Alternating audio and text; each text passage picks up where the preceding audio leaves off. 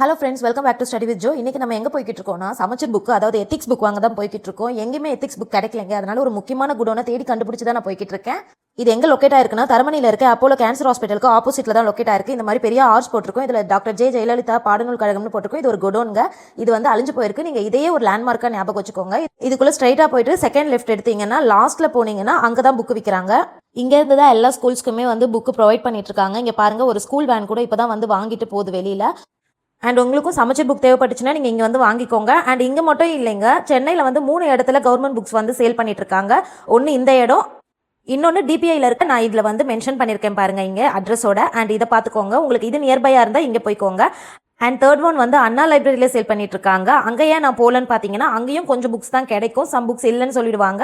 And நான் டிபிஐக்கும் இதுக்கு முன்னாடி புக்ஸ் வாங்க போயிருக்கேன். ஸோ அங்கேயும் அந்த மாதிரி தான் சொன்னாங்க. அதுக்காக தான் நான் இந்த குடோனை தேடி வந்தேன். ஸோ உங்களுக்கு இதெல்லாம் நியர்பைனா நீங்கள் அங்கே போய் வாங்கிட்டு இல்லாத புக்ஸை மட்டும் இங்கே வந்து வாங்கிக்கலாம்.